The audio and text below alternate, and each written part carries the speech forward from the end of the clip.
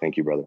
Yes, thank you very much indeed. You raise a very important point there because, as I mentioned, the word race has connotations now which it never did before. Often you read articles or see books or even come across documentaries on the television where Madame Blavatsky is falsely accused of somehow being the architect of many of the right-wing movements, notably Nazism, because of her use of the word Aryan. And this was actually mistakenly absorbed by a number of esoteric groups, particularly in Germany, and entirely misinterpreted. What you have to remember is that Madame Blavatsky talked about the creation of a universal brotherhood of humanity without distinction of race, creed, sex, caste, or color. This was back in 1975, before these ideas of inclusiveness were on anyone's agenda. So it's entirely wrong that Madame Blavatsky is accused of those things. To deal with a couple of your other points about Maitreya and a New World Teacher, the Theosophical Society got into an awful lot of trouble when, in the early part of the 20th century, Annie Besant, who was the second president, and Charles Leadbeater, who was her principal assistant, they were walking along a beach in India and they came across this young man, Krishnamurti, and they identified him as being the New World Teacher. And for many years, this was the role that they ascribed to him until he finally rebelled against the idea and would have nothing more to do with it. This was in the late 1920s. Krishnamurti went on, of course, to write some fascinating things and gave many thousands of talks to people. So he was a very advanced human being. I think we have to be careful, though, when we talk about avatars and people who are of the status of Jesus or Krishna or others, of Orpheus, of that nature. And then we talk about, certainly Theosophy talks a lot about we don't talk about them as ascended masters. We talk about them as masters of the wisdom. And the group with whom Madame Blavatsky and others communicated was, it's sometimes called the Great White Brotherhood, but that obviously has a number of problems with it these days. It's often called the Trans-Himalayan Brotherhood. And this consists of a number of adepts who are quite human, but who seem to have the ability to live much longer than human beings.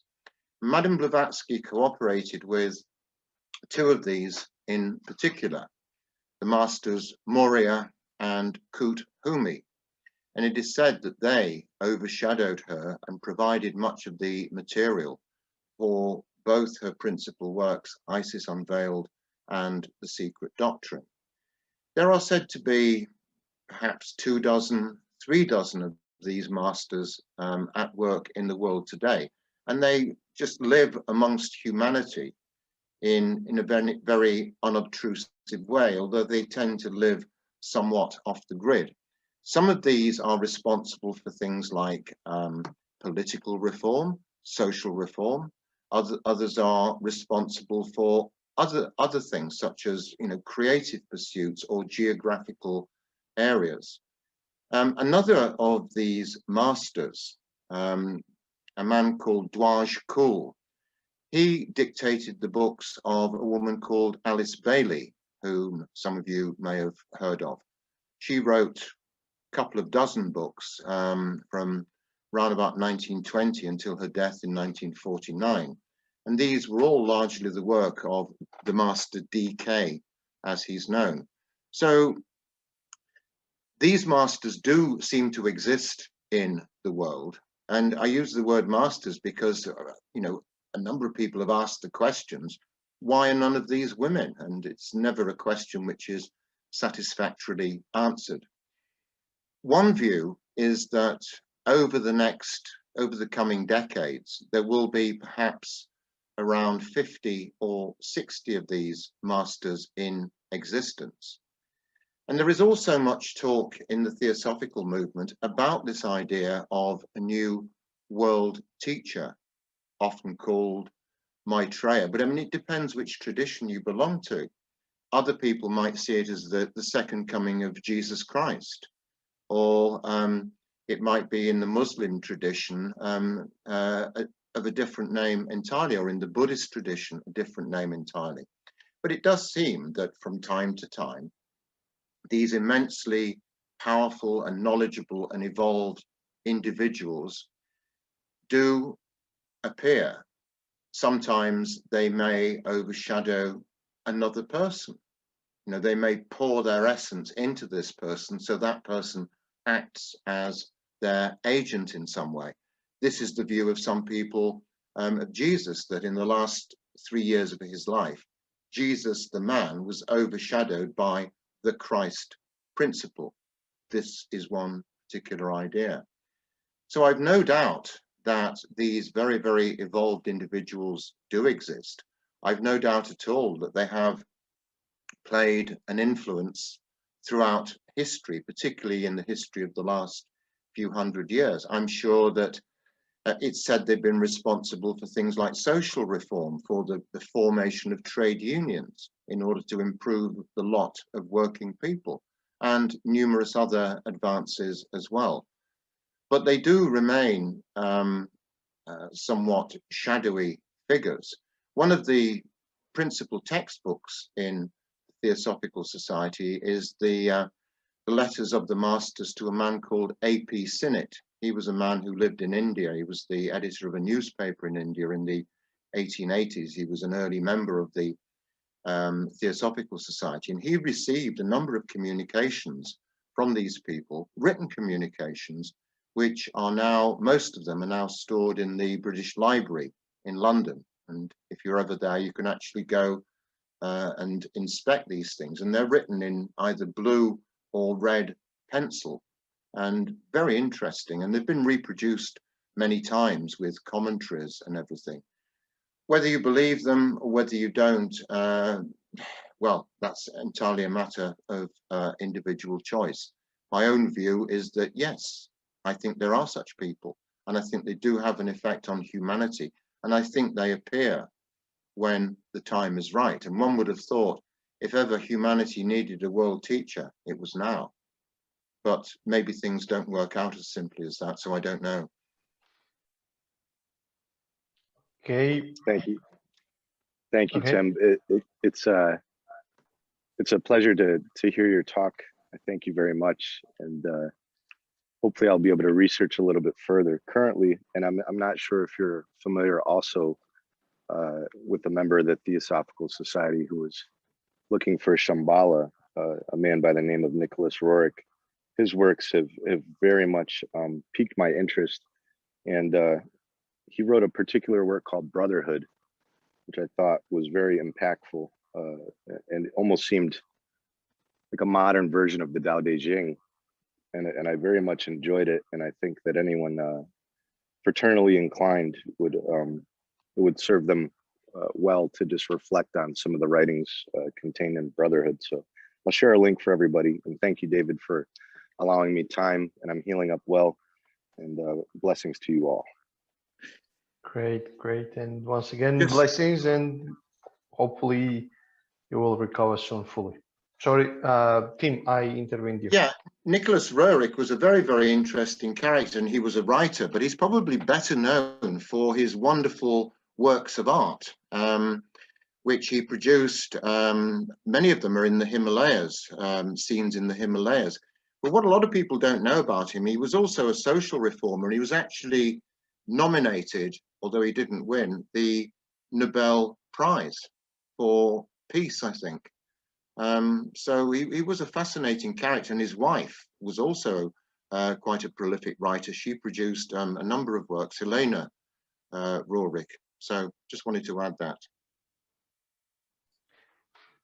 Thank you. We have a question from Edmund. Is the first race the Lemurian, and one of the races would be the Atlantean, or how does this all connect? Well, what we should see these is, as I say, development groups, which last for a very, very long period of time. At the start of the third of these groups, the Lemurian, as I said earlier on, human beings were still very amorphous and they hadn't solidified into bodies. Somewhere around about the midpoint of this grouping, human beings, as we now see them, started to emerge. And then the group which followed that was the Atlantean group, which consisted of 7 different subgroupings or 7 subraces. And this lasted for a very, very long period of time, well over 1 million years. And it's quite clear that when Atlantis started to fall apart, even as early as 850,000 years ago, but particularly during the final stages, there were mass emigrations, as there have been throughout the course of history. And the Atlanteans, who knew that their time was limited, moved to a number of locations, principally South America, Egypt, the Middle East, and Europe, but other places as well, because they were a great seafaring nation. And there are many stories of them actually having battles with the early Athenians in Greece. And it's said that the Greeks actually defeated them at some point. So these 2 races, the Atlanteans in particular, are said to have developed technology which may well have been in advance of what we have today. They developed flying machines, but they also seem to have divided into 2 principal groups, the good guys and the bad guys. The bad guys were trying to manipulate nature. They were trying to use various forms of evil and black magic for their own selfish and greedy aims. And the other group of people were much more altruistic and much more spiritual. I'm simplifying these things enormously now. But it was this split in humanity which seems to have caused, or certainly accelerated, the downfall of Atlantis as we understand it. So these groups preceded ours, but there will still be people around who can show their ancestry back to these. Indeed, we all can, because we will have all been incarnated at some point during these previous periods of history. And so a lot of people, the American psychic Edgar Cayce, he gave thousands and thousands of readings to people about their past lives. And Atlantis featured in almost half of them, maybe more than half of them. So it's quite clear this was a pivotal point in human history when a lot of things developed and we reached a pinnacle of civilization. But then, as in all cycles, it collapsed. And it took a long time, a very long time, for these ideas to get revived, because it may be that the Atlanteans had superior technical and scientific knowledge than we have today, but it was misused. And therefore, at the end of these epochs, at the end of these civilizations or high points, where else do you go? You can't carry on going on and on and on. There has to be a point of recapitulation where everything collapses and there is a time for assessment and rest. And this seems to be what has happened. So this is probably what's going to happen to our own civilization. It will ultimately collapse. In what form that happens, we don't know. But we know that ultimately, I mean, it may not all happen at once. It may happen in a piecemeal fashion. But certainly, if we were talking to each other 50 or 100 years from now, we would have experienced many things which are no longer possible. Many things in 50 or 100 years' time will have disappeared, good things and bad things, no doubt. And so this is this very compelling idea of continuous change. And for people to talk about stability is something of a misnomer, because there isn't such a thing as stability. Everything is constantly churning around and becoming something else. Thank you. Answers taken. And Edmond, if you need to follow it up, you'll have your opportunity, or share an additional question. All right, let's go to again. I remember that the match is coming up in less than 1 hour, so let's set some time frames. Do we need any technical break for now? We've been around for 2 hours, or can we Well, continue? 5-minute break might not go amiss. So So I let's can visit another room of the house. take that technical break, and we'll be waiting for you. Okay. Or anyone, if you want to take the break. Okay, there are several questions in the chat. I will try to address them. We have Brother Hasu, we have one question in YouTube, and I will have one more question from my side, and I hope that'll take up to 20-30 minutes, and let's aim giving Tim some time before the match starts, so he can get warmed up for for Vikings invasion. A brother from Denmark shared recently some pictures on Facebook. Everybody's getting so warmed up. I must be one of the very few who's not really bothered. Just don't bother. There's many other useful and important things I could spend my 1.5 hours listening to, reading, or watching. How could I agree while we are recording not to offend others? Well, It is a very good thing. honesty is the best policy. So don't ask me about football tomorrow. Well, there are. I mean, it is very interesting, and especially when your favorite team plays. But well, people enjoy watching every single play, which is a challenge, I think, time challenge, I think. A type of Roman gladiatorial contest. Well, yeah. with the emperor sitting there somewhere watching.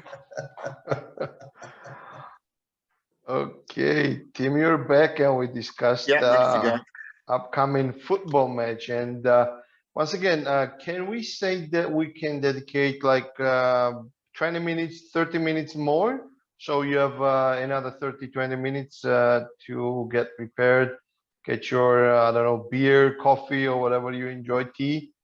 And would that be okay? 20 more minutes or 30 more minutes? Yeah, that's fine. Okay, as we got your confirmation, there was a few questions in the chat which I will take. Then I will take a question from YouTube. I will give floor to Hasu, and I will have one more question. So the next question comes from Helen Wilson. Thank you for this very interesting talk. 2 points of affirmation. Firstly, the children, indeed already here, and certainly my grandchildren present, and more worldly concerned, compassionate and intuitive nature. All of us, myself, my children, my grandchildren, labeled, as you put it, with these silly labels. We approach those labels as simply the way others find easier to understand and accept us, and that's fine. Regarding death, as both a nurse and soul midwife of some 35 years, I have observed consciousness remain for a period after death, and it is very variable how long that presence remains, from hours to weeks. This is something I also see more and more people become aware, in quotation marks, of when they are present, either as family, friends, or nurses. The future age of men holds much. So that was the comment. The question that comes from Celio Octavio Santos from YouTube is that, let me rephrase, okay, he just changed, sorry. Okay, let me read. Do you think it possible to consciously or unconsciously access different dimensions or planes of existence during dreams or deep meditation? Yes, I do. Now, meditation is something that we do a lot of in my own groups, and it's something which I found personally a very useful tool, not least because I tend to be quite an agitated person. It helps to relax me. And as a writer, I often just completely switch off my conscious mind and let things happen. And it's amazing the things that come into your mind. So yes, you can access these other realms. I mean, it's not very easy. There are people who are said to be able to access the astral plane much more easily. And this is a world which is, as I said earlier on, a parallel dimension to the physical world. And there are various techniques which people have employed down the years, as well as meditation. People have employed things like chanting or breathing techniques, which were very popular in certain traditions in India, pranayama, and various other ways of doing it. More recently and more controversially, some people have claimed that they can do this by taking certain hallucinogenic drugs, which indeed human beings have taken throughout the course of history, from things like, you know, magic mushrooms and other substances, in order to access other realms. There's a very strong tradition in South America of using things like ayahuasca, which is taken from plant materials, and which produces something equivalent to a drug which is known as dimethyltryptamine, which is an interesting drug. I've read some research on this, and they found that they did some experiments in which they gave a number of volunteers doses of this dimethyltryptamine, or DMT, and they found that it gave some of them telepathic abilities. They were able to read each other's thoughts. Exactly how they measured this, I don't know, but I'm just giving you the headlines here. So it does seem that certain techniques that we use do enable us to access other realms. If I were living in a cave in the Himalayas, you know, and I'd been there for kind of 8 years, sensory deprivation alone would enable me to probably do things that I couldn't do living in a busy town where I live. And I think isolation is one of those things, which is why many religious traditions, particularly in the Christian tradition, have had very remote monasteries. In Greece, a country I visit as often as I can, there are very remote monasteries which sit right on the top of cliffs and which are very inaccessible. At one point, the only way to get up to them was to be pulled up on a rope. And well, in Greece, because of the Orthodox tradition, they were communities almost exclusively of men or women. There are certain parts of Greece where, you know, Mount Athos, where there are dozens of monasteries that people go to. And I'm sure this monastic tradition, same with Tibetan monks, you know, they lead a particular type of life where they're not really exposed to all the influences of everyday existence, and where this can happen. I've also read accounts of people being kept in solitary confinement in prison, you know, not allowed any contact with anybody else, being kept in a semi-darkened room on a very small diet, just enough to keep them alive. And they've had incredible visions sometimes of these things. Sometimes people also have these experiences, and they often manifest themselves as out of the body experiences. And this happens during very traumatic events sometimes, when people have injuries and they are lingering between life and death, or sometimes in surgery, people actually leave their bodies and can look down from the ceiling of the operating theatre, watching the surgeons working on them. And there are more and more of these cases because obviously medical science is much better at bringing people back from the dead than it was 30 or 40 years ago, and it can do things that it couldn't do then. So more and more people have these experiences in which they go through all sorts of things. One of the most interesting ones of these was a man called Dr. Eben Alexander, who wrote a very famous book called Proof of Heaven. Now, what's interesting about him is that he was a prominent neurosurgeon, very well respected, but he had absolutely no beliefs in any kind of spiritual tradition or anything like that. He was completely skeptical about all this and thought it was just mumbo jumbo. But one day he contracted meningitis and he went into a deep coma for 7 days. And as a neurosurgeon, he knew that his brain was paralyzed. And yet during the 7 days, he went on this huge, elaborate journey, which he outlines in this book, and went through different levels and different realms, hell-type realms, intermediate realms, heaven-type realms. And he details all this in great amount of detail in his book. And obviously, when he came back from this, he was a completely transformed human being, because he was absolutely convinced then that something else was happening. He knew his brain couldn't have been inventing all these experiences because his brain was dead. It wasn't functioning, and he wasn't expected to recover. And one of the significant parts of his experience was that he reached a certain point, as a lot of people do in these out-of-body experiences or near-death experiences, at which he was told that he couldn't stay in this place any longer, that he was needed back on earth by his family. And he said, no, well, you know, I don't want to. Oh, no, you have to go back. And eventually, much against the expectation of the other doctors, he recovered and made a full recovery. But he came back a completely changed person. He wasn't just the cold neurosurgeon anymore. He was a man who had had a deeply, deeply spiritual experience. So accessing these other realms happens in all sorts of different ways. Thank you. Answers taken. Celio, if you have any further questions, please share in YouTube, and I'll make sure to read it for a speaker.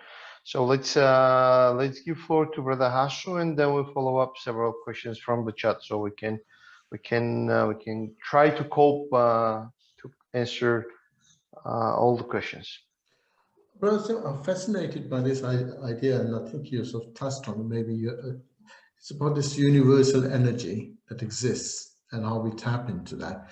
And that reminds me of Tesla's experiments trying to extract electricity out of the earth and creating a worldwide network of free electricity for everyone. What are your thoughts? I mean, do you think that we have something like that as a concept? And is it possible to actually tap this unseen energy wherever it comes from or wherever it exists? I'm absolutely convinced that this exists. Tesla is a very interesting case in point, because it seems that what he was trying to do was transmit this electricity.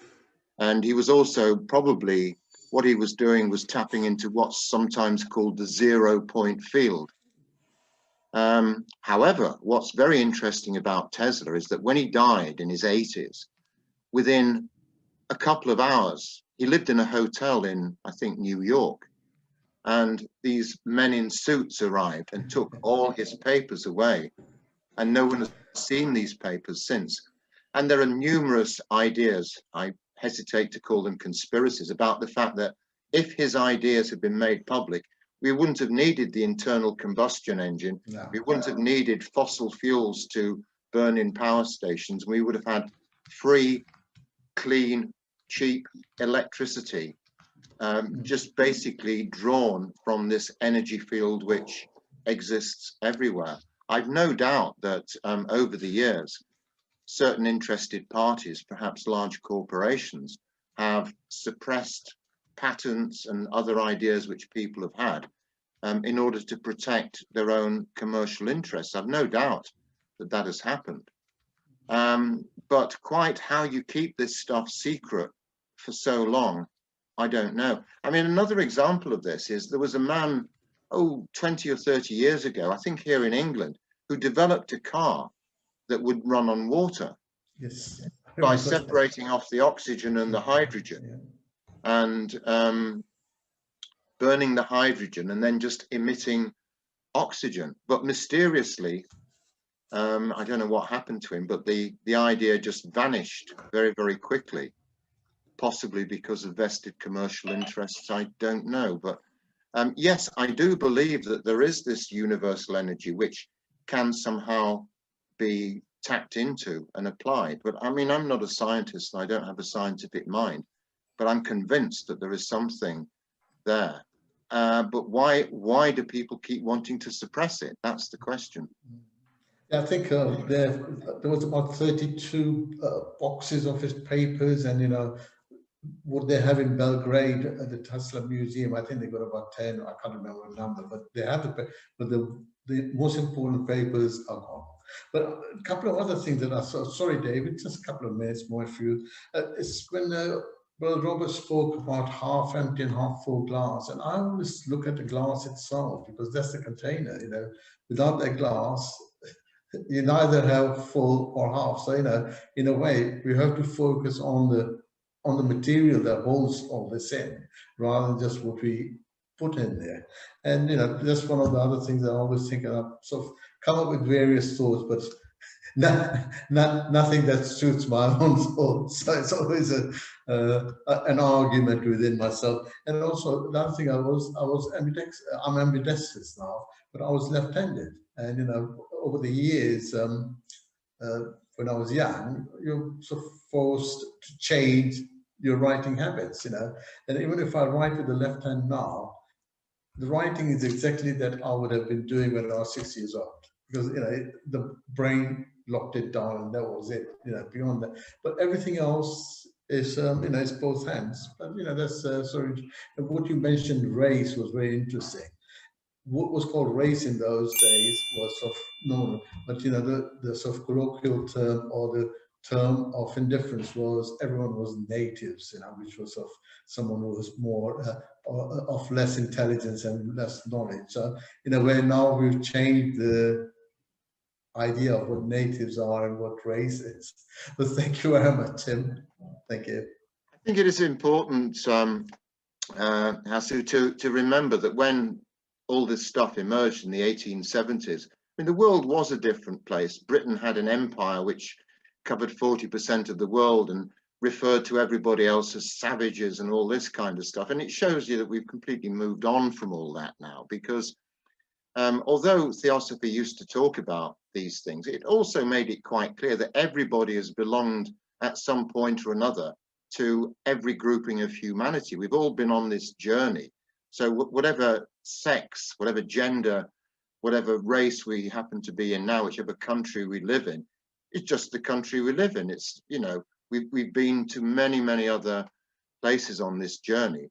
But I do think that it has caused us a number of problems, particularly now that there is a greater sensitivity to the fact that human beings are, although all human beings are different from one another, we all share similar characteristics, and these old notions of racial characteristics are somewhat outmoded and very distasteful to people these days. And, you know, that's a recognition of how things have changed over the last century and a half, and particularly recently. You know, there's a big debate going on about all this in the world at the moment, as you're well aware. Thank you. Let's give, we still have like 15, 16 more minutes. So let's give the floor to Shakil. Shakil, you several times dropped your hand. So if you want to take the floor, please do it now. Yes, I just wanted to add Yeah, please. a little little similarities. You know, in regards to when the lecture started with different ages, you know, and like in Hinduism we have like 4 stages. We call it like yugas, you know. Like right now we are in the 4th one, so we are in the last yuga where everything will. It is predicted that everything will become kind of worse until someone will come and then recreate again. And this also you can hear in Islam also. They mentioned like somebody will come, will like, you know, reset everything again, in Christianity, perhaps they say also that someone will come to reset again everything. So yeah, there is this one. Yeah, that's what I wanted to share with what Brother Tim started with. And a great lecture from him. Thank you very much. Well, thank you. Yes, we are, I believe, about 5,000 years into the Kali Yuga, which is the age of darkness. But the bad news is we have another 490,000 years or something of this to run. So maybe things are not going to get better anytime soon. But thanks for that observation. Thank you. Not in our lifetime, at least. So let's give the floor to Brother Sergio. Then I will quickly run through the questions that are in the chat and one more in YouTube. So at 40, I will finish the meeting. Would that be okay, Tim, for you? Yeah, fine. At 40, Yeah. precise. No, thank you very much, Tim. It was just amazing talk and provocative in many aspects. And part of what I had to ask was already responded, but I wonder about Eliphas Levi. He says something about the austral energy, and that was supposed to be the energy surrounding this planet, and it was strongly influenced by the human beings, and we should avoid them. In his exercises and thoughts, he says all the time that the austral energy is where you can embed yourself to make things happen in your benefit, but you have to avoid it because it's exactly what you said, contaminated by the human bad feelings and thoughts and everything else. So concerning this, and also I agree with everything you said, civilization has evolved in many aspects. Like not many years ago would be like fun to be beating cats in a plastic bag, but for instance, in my country, in Brazil today, if you torment an animal, you go for jail. Not that you're going to be fine, you go for jail. The law has changed and has showed how we evolve in many aspects. But this, as you said, is going in conflict with those minds and those people attached to the old way of being, cruelty and domination, and what's closely related to the chauvinism and machismo in many aspects. Concerning even looking as a biologist in the whole system, in the population, the human population, do you see a threshold of disaster being able to happen? Because we have to pass this threshold, don't we, to make the transformation to happen. But so many people, so many bad feelings and thoughts and manipulation of that in the internet. How is your feeling about time and timing actually of definitive change and all the unpredictability of the humanity, mainly due to the high size of the populations and all this mixed with technology and everything? Well, I think you raise a very interesting point there, Sevilla, because in my lifetime, the population of the world has increased threefold. When I was born, the population was about 2.5 billion people in 1952. Now it's 7.7 billion and growing. And you do wonder, well, esoterically, you think, why has there been this 300% increase in the population in a period of 60 or 70 years? There must be a reason for this. It's not just down to the fact that people eat better and we have better healthcare. It's not just as simple as that. There must be other reasons for this as well. Does this particular time in history, this time of huge change over the last few years, does this give us in some way unique opportunities to learn and to experience things that we've never been able to do before? Let's not forget that we only developed powered flight less than 120 years ago, and within 60 years, a man was walking on the moon. So the pace of change has been absolutely exponential. The population has also been exponential. They talk about various projections of how much the Earth can take. Some people say, oh, it will go up to 12 billion people. Some people even say it will go up to 15 billion people or more. I don't know, but I suspect we're reaching the point where the elastic band is getting stretched about as far as it can go before something has to give, because maybe this Earth can support that number of people, but it can't support them all living, you know, a Western lifestyle with 3 cars in the garage and a 5-bedroomed house, and, you know, living on a particular diet and consuming all these resources. But there is clearly an important thing going on here, and it's no accident, I don't think, that there are so many people here at the moment, because you can learn more in a day on Earth today than you could have learned in an entire lifetime in a village somewhere 1,000 years ago, where you would never leave that village apart from maybe to walk 5 or 10 kilometers to the next village, or as far as you could ride a horse or something like this. And the people you knew were just the people who lived around you. Everything was very inward looking. The church was very, very powerful, or the dominant religion was very powerful. People couldn't read or write. They had no access to music other than music that they themselves could play. They had no visual media. They had no alternative philosophies or ideas. Whereas now we're absolutely drowning in these things. And that's why I say we've reached this point where we can access things now, you know, in a much more efficient way than we could in the past. And it's opened people's minds. Now, some people might argue that this has happened all too quickly. But nevertheless, this is why I'm convinced that some major progression is going on within humanity. But how long all this goes on before Mother Earth says, look, stop, I can't stand any more of you humans being born here. We have to chuck it, you know, throw some of you off for a while.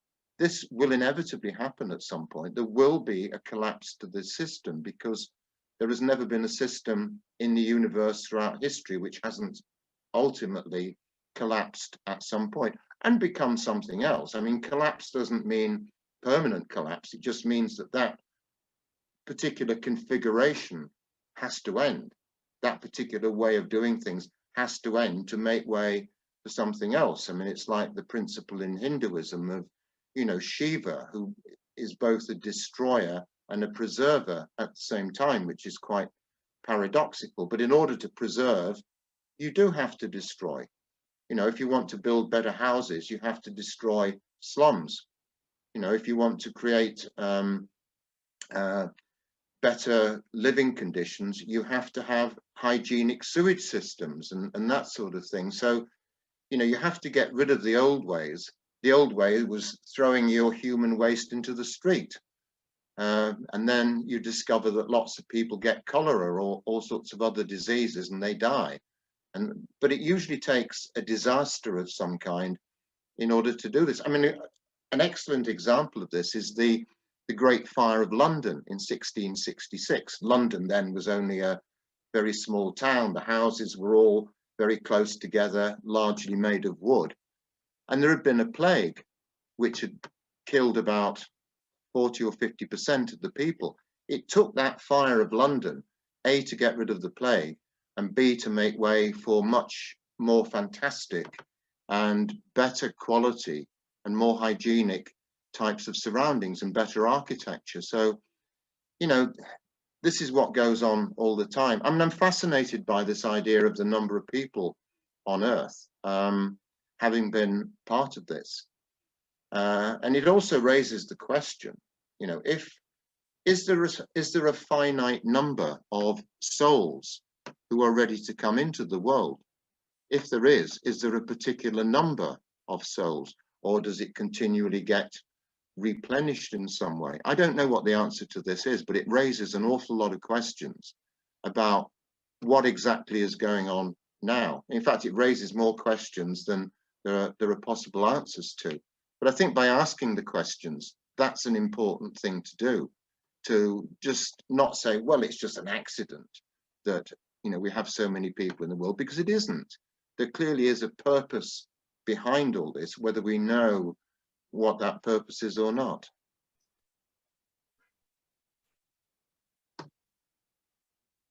Thank you, Servio. Then, as we have only 7 more minutes left, there are a few more questions which today I will apologize not to attend, but we will have another opportunity to meet the team in a few days. So would you mind if we can keep those questions for next time? And I will use this little opportunity to squeeze in my question regarding the part of the statement that you made during the lecture.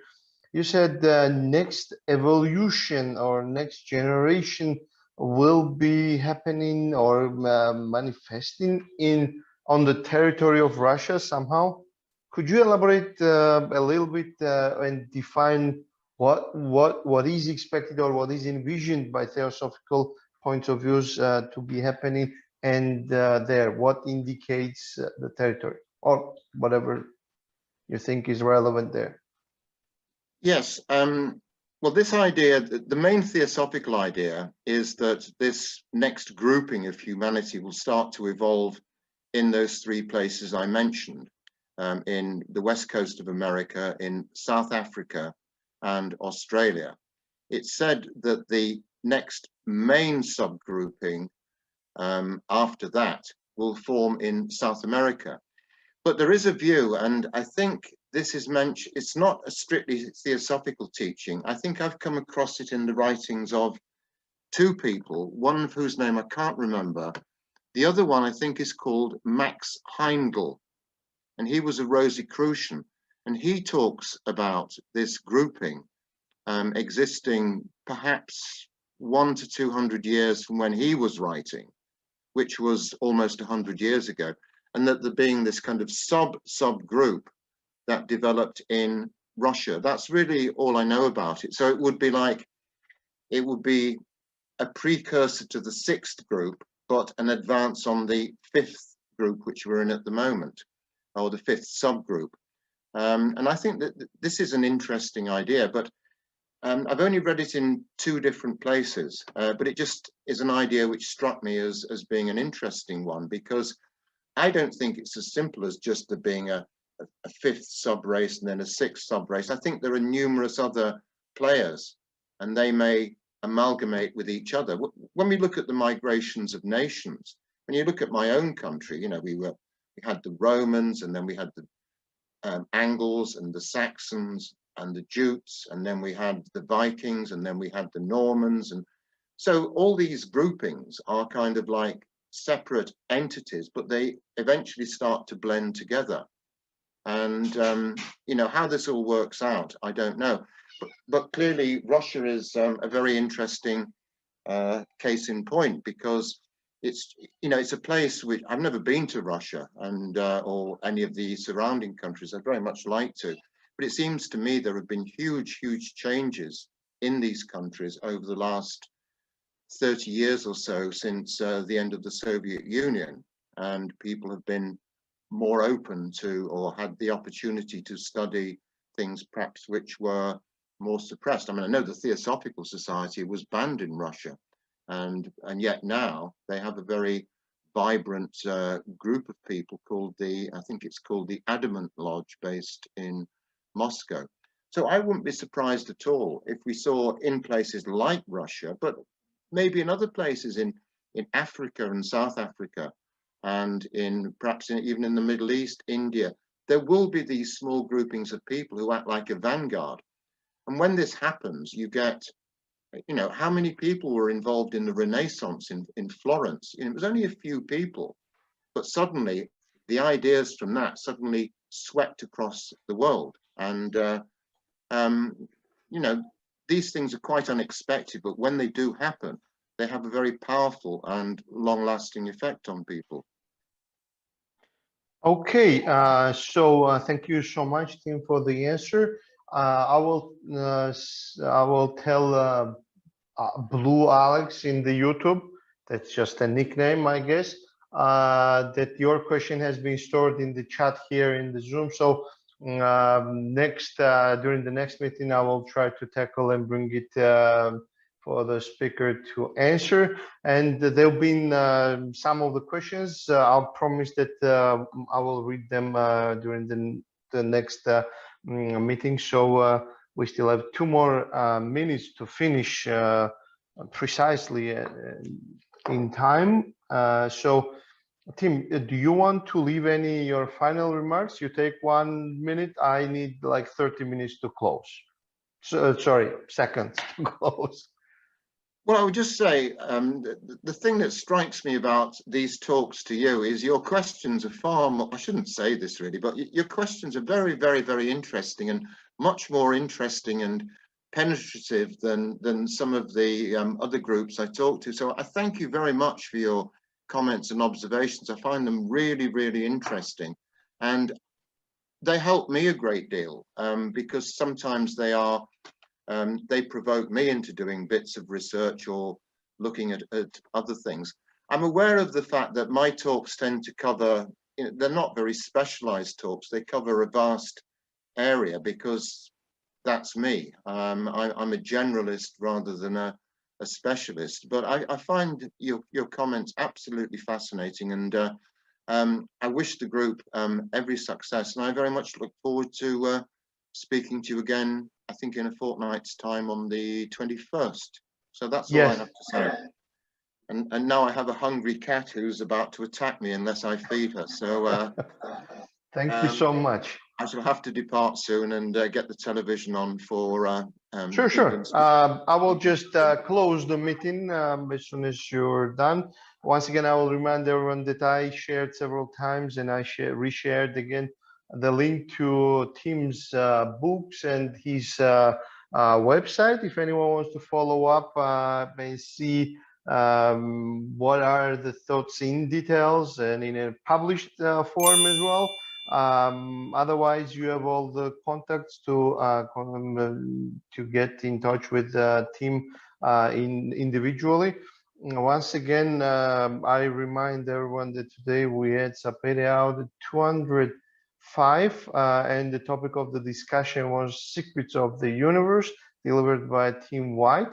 And today is 7th of July 2021, and this concludes our today's meeting. So once again, thank you so much, and Nachwamdis, that's goodbye in my native Georgian.